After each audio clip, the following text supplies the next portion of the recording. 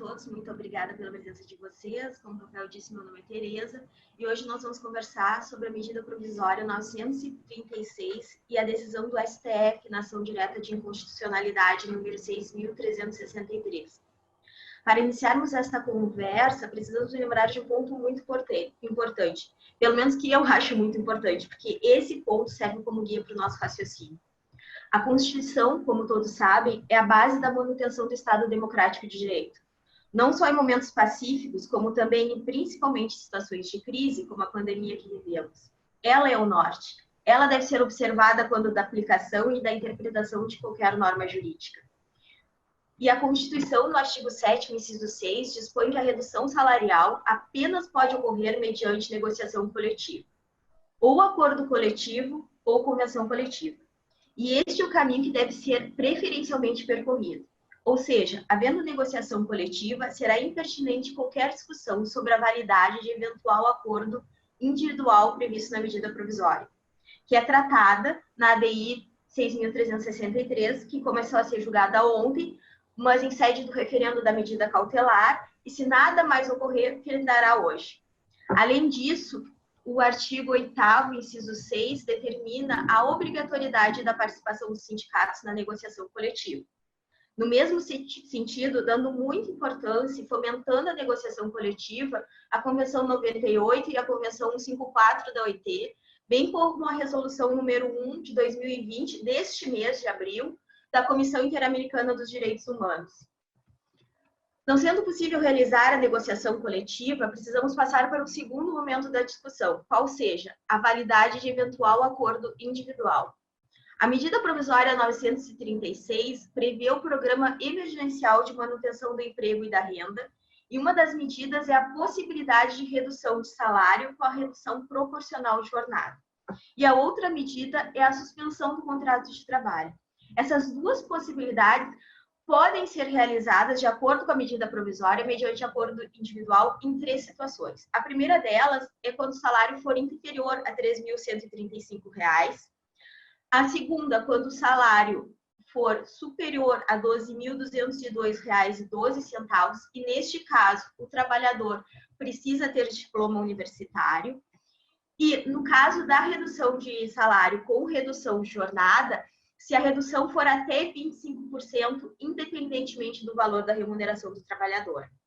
Mas como eu falei, a discussão da ADI 63, é justamente sobre a nulidade dos artigos em que há previsão de acordo individual. No julgamento realizado ontem, dia 16, o relator, o ministro Lewandowski, manteve a decisão liminar que havia proferido. Essa decisão, complementada em decisão de embargos de declaração, é de manter em vigor a medida provisória, mas dar interpretação conforme a Constituição, de maneira a assentar que, abre aspas, os acordos individuais de redução de jornada de trabalho e de salário ou de suspensão temporária de contrato de trabalho deverão ser comunicados pelos empregadores ao respectivo sindicato laboral no prazo de até 10 dias corridos, contado da data de sua celebração, para que este, querendo, deflagre a negociação coletiva, importando sua inércia em anuência com o acordo pelas partes. Desculpem, com o acordado pelas partes, fechem aspas.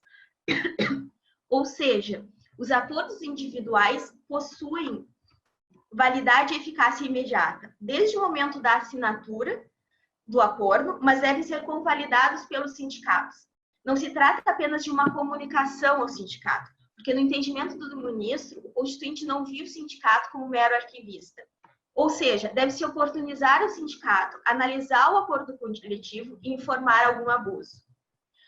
No entanto, após o ministro Lewandowski ter proferido voto, mantendo a decisão liminar, fomos informados que, por problemas técnicos, o julgamento teria que ser adiado para hoje, a partir das 14 horas, quando serão ouvidos os demais ministros, que podem referendar ou não a decisão do relator.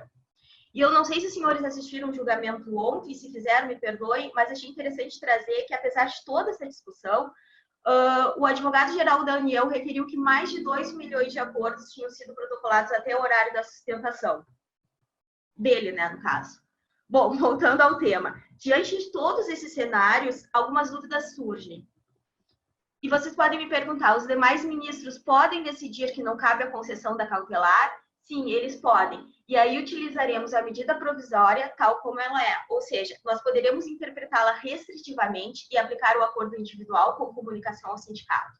No entanto, há risco de que a decisão final seja pela procedência da ADI, quando a medida provisória será considerada inconstitucional, o que poderá acarretar a nulidade dos acordos individuais. Mas os demais ministros também podem decidir que a concessão da cautelar, pela concessão da cautelar, sim, também podem. Eles podem manter o voto do relator ou modificá-lo. E aí eu não tenho como nem prever como que eles podem modificar o voto do relator. A outra dúvida que surge é: e se eu comunicar ao sindicato de que tem interesse no acordo e ele não responder? Considerando a manutenção do voto do ministro relator, se ninguém, o sindicato, a federação e a confederação, porque se eu chamar o sindicato e ele não comparecer, eu tenho que chamar a federação e a confederação responder em 4 dias, eu convalido o acordo individual. No entanto, de acordo com a decisão de embargo de declaração, cabe ao empregador adotar todas as providências ao seu alcance para localizar o sindicato, a federação ou a confederação apta a receber a comunicação.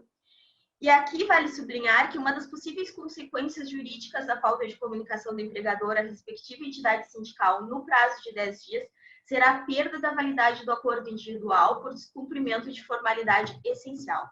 Por isso que entendemos que é preciso ter prova concreta na notificação por endereço correto. Sugiro que vocês façam um print screen da tela, com o endereço, o telefone, o e-mail que vocês forem utilizar para contato com o sindicato. O ideal é enviar a carta R, o e-mail com aviso de recebimento, solicitar retorno do WhatsApp e, se for o caso do WhatsApp, ainda fazer uma ata notarial caso o sindicato não responda. Enfim, qualquer forma de confirmar que o sindicato foi chamado para negociar no endereço ou no telefone correto do WhatsApp. Além disso, é importante lembrar que o prazo para a comunicação do sindicato é de 10 dias, ou seja, este é o prazo máximo. Podemos notificar o sindicato assim que o acordo for assinado e ganhar celeridade nesse processo. E aí vocês me perguntam, se eu conseguir chamar o sindicato para negociação e ela não der certo? Bom, nós podemos continuar negociando até o acordo coletivo e neste meio tempo, o acordo individual segue válido.